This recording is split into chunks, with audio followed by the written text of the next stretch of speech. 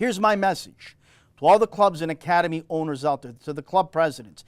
I've said this time and time again. It's time to start showing respect to the coaches. It's time to start giving them more support. As I said, all they get is abuse most times from parents. They are juggling a job and this as something they enjoy and it's a passion and possibly something they want to do full time. Support them. They take time away from their family.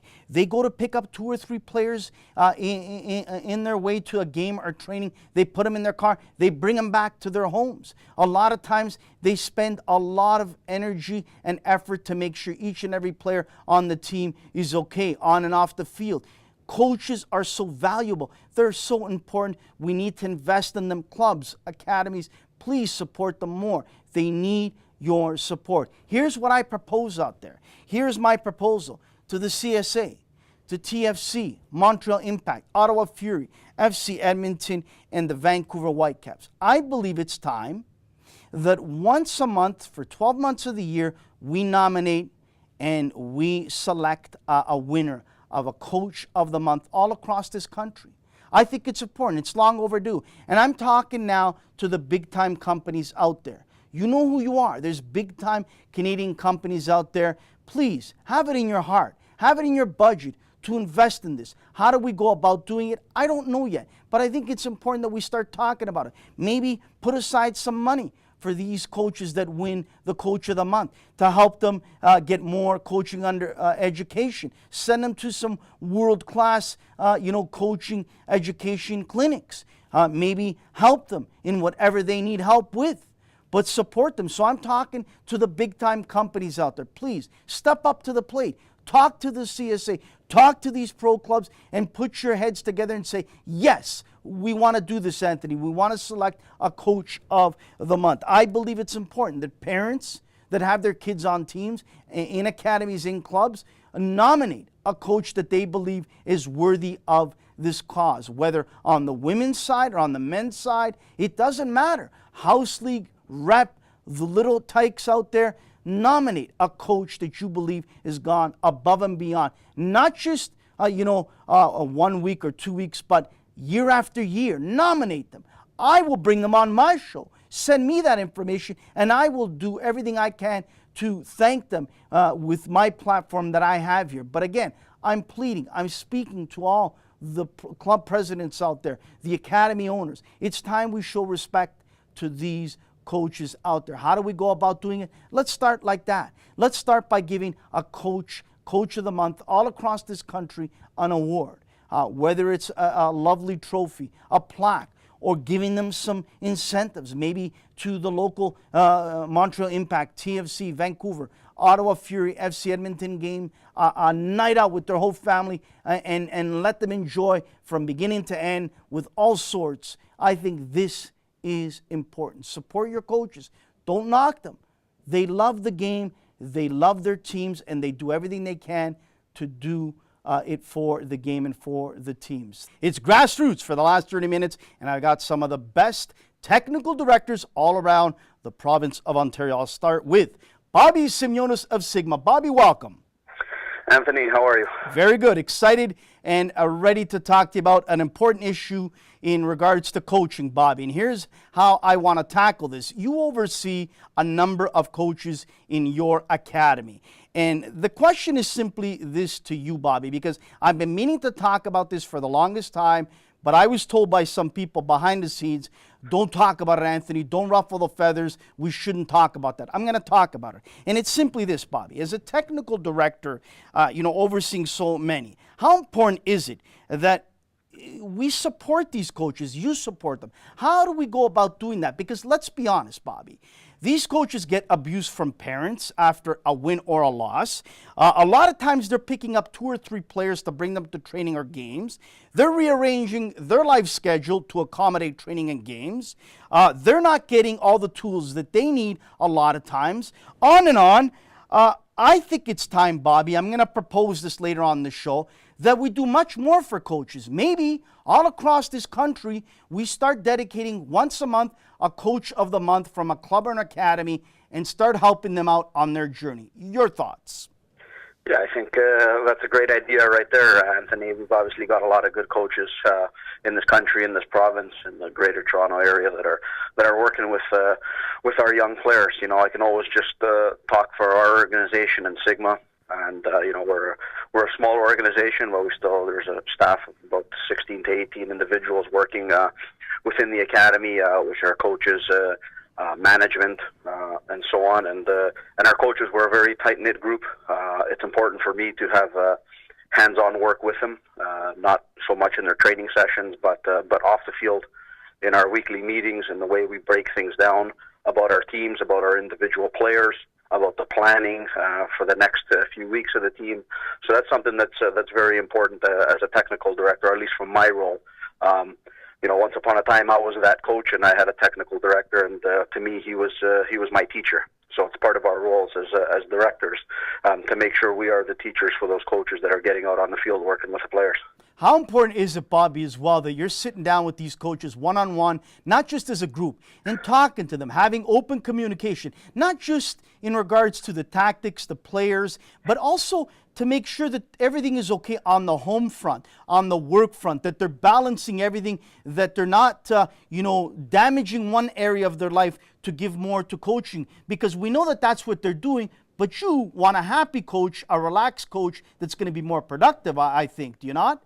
Yeah, listen, that's one of the most important things. You know, when we look at it from a coaching aspect, there are not a lot of full-time jobs when we look around the country for youth coaches. So a lot of them, some of them are doing it full-time, some of them are doing it part-time, and putting in a lot of hours. So there is an importance to having a balance to everything they do, and that comes down to our role as well, to making sure that they're planned properly. What we can do for them as directors is have everything set up for them.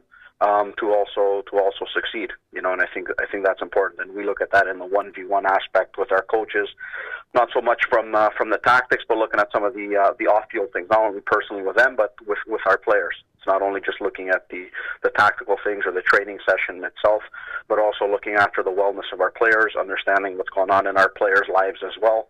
So a lot goes into it from our end as directors, but a lot goes into it from the coaches themselves. For every 2 hours you're out on the field, there's 2 hours somewhere where you're planning for it.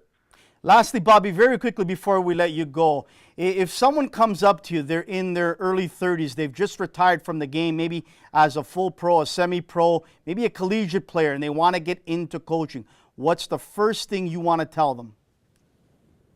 On my end, the first thing I want to tell them is come out and do this for a couple of weeks and see how it goes, and see how you can get used to this schedule and what it takes to actually work with the players. I have a lot of players who have graduated through our Sigma Academy, who have gone off and played on scholarship, and are now coming back and actually working in the academy, which is very big on the cultural part of our academy, is bringing in some of our own guys who have gone through the system, guys who understand what it takes to come through Sigma. I think that's very important. But the first thing I do with those guys is I get them on the field for 2 to 3 weeks, and with little to no instruction. And after those 2-3 weeks, we sit down and we say, you know, this is the life of a coach, and then we start from there. That's outstanding, Bobby. Great advice. Thank you so much again for making time. It's got to put a smile on your face and all the Sigma guys down there watching Kyle the way he played this weekend. But not only Kyle, Richie and Kwame are on their respective rosters as well. And this has got to be great for you and the staff there at Sigma. Congratulations and keep up the great work, Bobby. Thank you very much, Anthony, and keep up the great work on your end. We're talking with the technical director of Ottawa South United, Paul Harris. Paul, welcome. Hi, Anthony. Thanks for having me on again. Hey, pleasure's all mine. Great to see you out in Ottawa a couple of weeks ago with all your staff. Outstanding to catch up with you guys. Paul, same question to you as all the technical directors that I'm going to have on this last half hour. I was told by some influential voices behind the scenes, Anthony, don't stir it up, don't talk about it, leave it alone. I'm not going to do that. I think you know me by now, Paul. I don't care what the politics and the politicians say. So here we go, Paul. You're overseeing many coaches underneath you. You're watching daily, weekly, monthly, making sure everything is A-OK. But here is something that I want to speak about, Paul. And I don't think that we really understand how much support these coaches need, and how do we go about giving them this support? How do you go about it? Because, Paul, as I said to Bobby, The parents go at these coaches. They're abused. Their work schedule is thrown upside down so they can accommodate games and trainings. Their family life, a lot of times, they put it to the side to concentrate on practices and training. You and I both know, Paul, they're picking up 2 to 3 guys, players on their way to training or games. And what do they get? A lot of times they absolutely get nothing but criticism and absolutely grief. How do we change this, Paul? I think you've hit the nail on the head there, Anthony. And I think it's one word. I think it's about respect.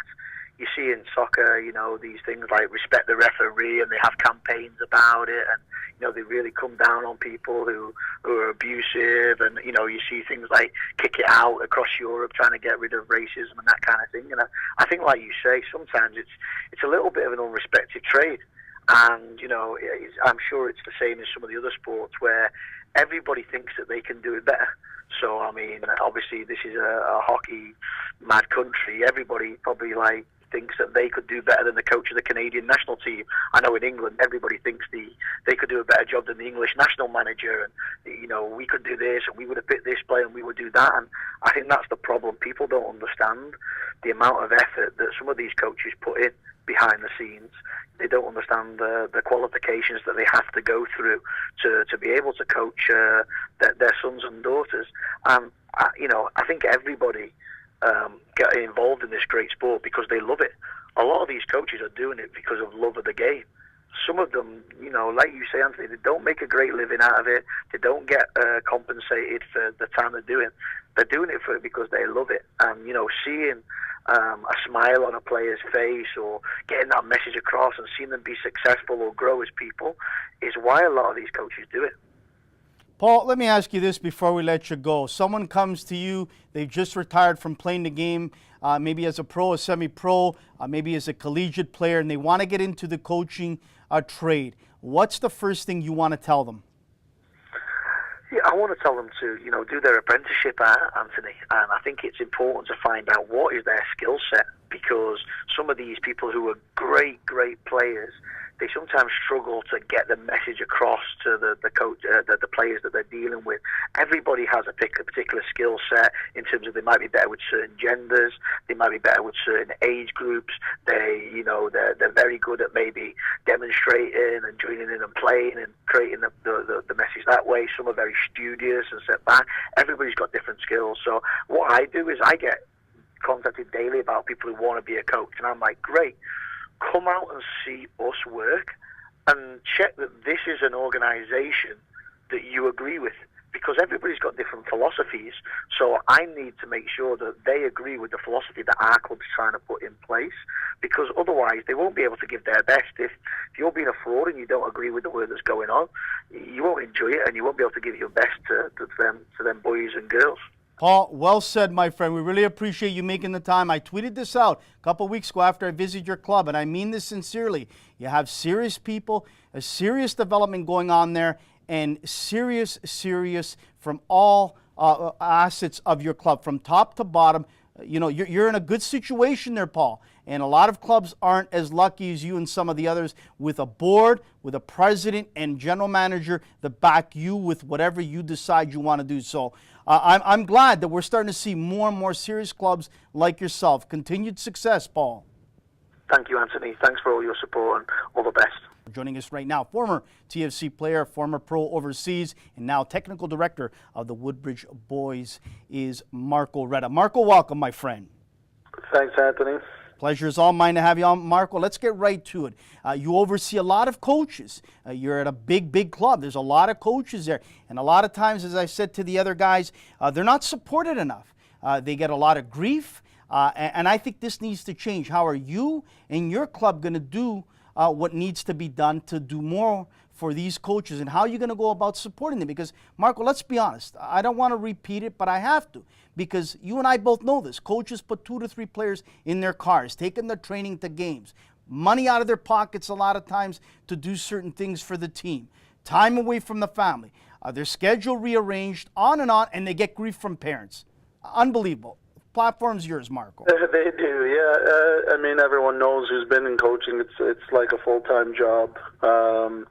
Well, at the club, we've got a few technical staff who aren't coaches, myself included, as in we don't coach any team. So we can go around ourselves and mentor the coaches, help the coaches with training sessions, help the coaches with parent meetings, run coach education workshops for the coaches. And so that at our club, that's how we support the coaches. I want to get your thoughts on this. I brought this up to Bobby Smyrniotis, and in my message at the end of the show, I'm going to discuss it a little bit more. But I think it's time, Marco, that we get some big companies on board, we get the CSA on board, and we get the provincial bodies on board. And all across this country of ours, once a month, we select a coach of the month from an academy or a club. You nominate them, put their story and why they should be nominated. We get them some support, whatever that might be. However, we want to thank them for doing this. I think this is long overdue. You? Sure. Yeah. I think it's a great idea. I think there's obviously other problems that perhaps we can concentrate on a bit more, but I'm sure I understand there's for sure a lot of coaches that should receive their due respect and should be recognized for all the good work that they do, for sure. Finding the money when we can't find money to fund leagues or players is an issue. So, but yes, there's certainly coaches that do need to be recognized for all their good work. And lastly is this, Marco. I think it's long overdue as well.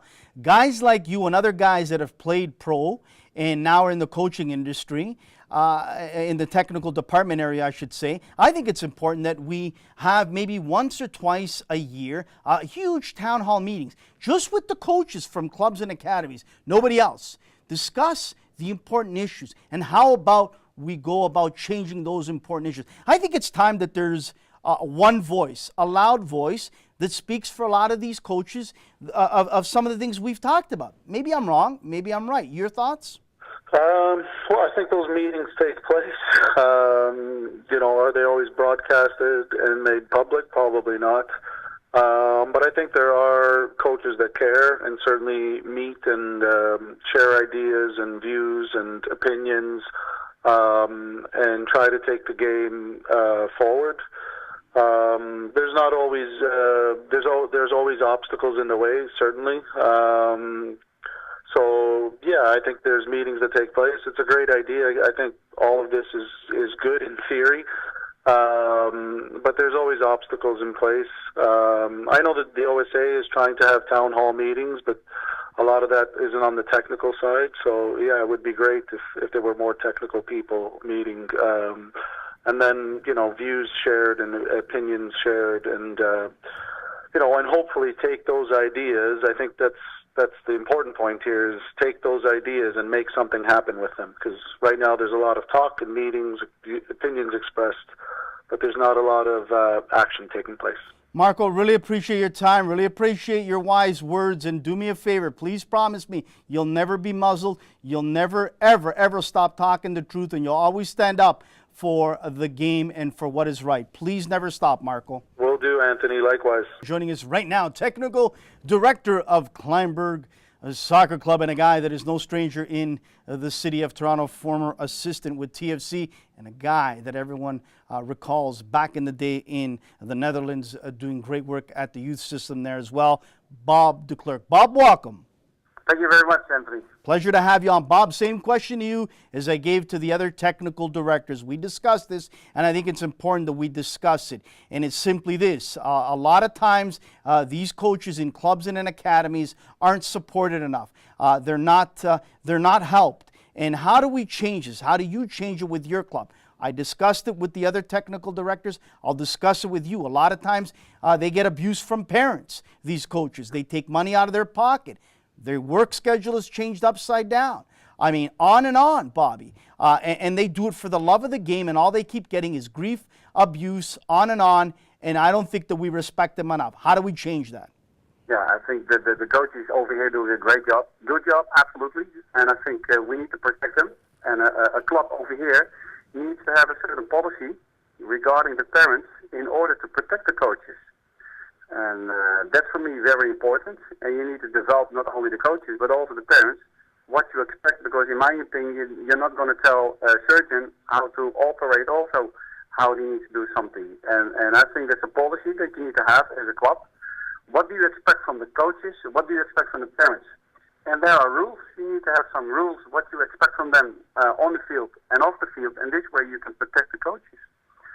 On the other hand, I think also, sorry, that the coaches, of course, they're doing a great job, but you need to make sure that at club you develop the coaches in a proper coach-to-coach program on a higher level, so they're well educated and they become a better coach and that they exactly know what they are doing. Bobby, how important is it for you to have open communication, not monthly, but weekly with your coaches there at Kleinburg, that you're talking to them, communicating with them, not just about formations and about certain players coming and going? How important is it for you to talk to them about everything else? Is everything okay at work, at home? Because again, Bobby, they're juggling work. They're spending a lot of time away from their family. They're sacrificing so much, and we forget that a lot of times these guys are getting paid nothing, and if anything, they're getting paid minimum wage. Yeah, correct. So over here, we restructured a little bit the structure of the club. We work with a little bit with technical managers, and they visit always the sessions from each coach. Because as a technical director, it's almost impossible to visit all the coaches at the training sessions. So everybody has somebody to talk with about how everything is going, because it's a way of life. It's, of course, a passion of coaches that they have.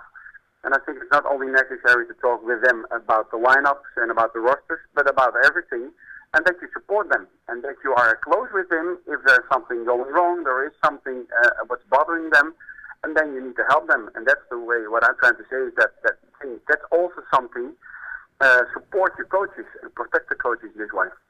Bobby, last question is this. Someone comes to you, they're in their mid-30s, maybe early 30s, they just retired from playing, maybe in college or university, maybe overseas or wherever. They want to begin the next chapter in their life, the next journey in coaching. What do you want to say to them before they start? Yeah, first of all, you're more than welcome, and they need to realize if you want to become very rich and you want to be the most richest guy in the world, to be a coach, don't do it. You need to have the passion for the game, that's for sure. You need to know how to handle also players. You need to know how to handle, of course, also if you go on a higher level, the media, the social media, but over here, the parents. How do you have to deal with that? That's very important, and they need to know what are they going to do, because a player, to be a player, is something else to be a coach. So not every good player could be a very good coach. So I think that's the first thing that I want to tell them. Bobby, really appreciate your time. Keep up the great work at Kleinburg. And I never talked to you about this on air, but very quickly, Bobby, you decided, even after everything was done with TFC, to stay here in Ontario, to stay here in Canada. Why? Why not go back? Why did you stay here? I was for a while back, because I was back to ice, and then I went for 6-7 months to China, over there, another culture. I came back because at the end of the day, people that have to realize over here, it's a fantastic country. It's one of the best countries to live in. I think the people over here are well willing, but they need to know what it is to become professional in football. But there are huge talent on the field, off the field, players, coaches, but everybody needs to work together. And then I think that's why I came back to become successful also here with Canada. Thank you. Thank you, Bobby, for doing that. And thank you for saying an important thing there. Everyone needs to work together. It is so important. Bobby, thank you so much again, and keep up the great work at Kleinburg. Okay, Anthony, thanks for letting me in. Okay. Bob the Klerk there of Kleinburg Soccer Club. Outstanding having him on. And he is a fountain of knowledge from the pro game and also in the youth game. Now we're joined by John Hyland of North Toronto, their technical director. John, welcome. Thank you, Anthony.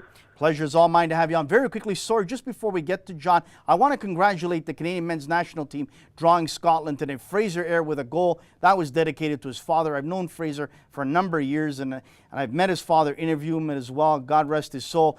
Outstanding Canada, outstanding for Fraser. Well done. Sorry about that, John, but I didn't want to close out the show without saying that. But let's get right to it, John. You're a technical director. You oversee a number of coaches, John. And I think a lot of times the club, not your club per se, but clubs and academies, don't give them the support they need. And I think it's vital that we give the coaches the support they need. And again, I've said this time and time again, these coaches get abuse from parents, take money out of their pocket. Their schedule of work is upside down, dedicated to soccer. Their life away from family is spent a lot of hours in the summer dedicated to the team. How do we go about changing this, John? Well, you've heard from some fantastic people already, and an awful lot of it just coming down to what support can we actually give. You find an awful lot now as technical directors, we're too busy. We don't have time to dedicate to our most valuable resource, and that's our coaches. We have way too much paperwork to do. We have way too much other things to be doing. So it's a matter of, Bob just spoke of, he's had to restructure and get those technical managers. Marco's talking about the other technical people in the club he has. And that's really where the investment needs to go now, is into those resources of assistant technical directors or coach development managers and those kind of people to now help bring through these younger coaches, these other coaches that are invaluable. Lastly is this, John, as I asked everyone else. Someone comes to you, they're in their mid-30s, maybe early 40s. They've retired from the game as a pro, semi-pro, what have you. They want to come to North Toronto to begin this new chapter, this new journey as a youth coach. What do you want to say to them? It's not all a bed of roses, unfortunately. It's a hard slog, but if it's your vocation and this is something you want to do, let's work together and see what we can do. You had a coach, if I'm not mistaken, that it used to be under your stable, a real good coach, and he just escapes my mind. He's gone on to Germany now, and he was dedicated fully to Ilya Orlov, if I'm not mistaken. And here's a young man that was dedicated. He was passionate about the coaching journey, the trade, and he is now in Germany. I think that is fantastic to see how dedicated a young coach like this is, John. He's phenomenal. It's like every year, Ilya, out of his own pocket, goes to Europe, travels around, visits academies, see what he can learn. You don't see that very often, unfortunately. He's been fantastic and well-deserved, and let's hope that he works out well in Berlin. Absolutely. John, thank you so much for making time out of your busy schedule. Keep up the good work with North Toronto. Looking forward to another League One season with your squad in there. Again, thank you so much for making time, John. Thanks, Anthony. Keep up the good work.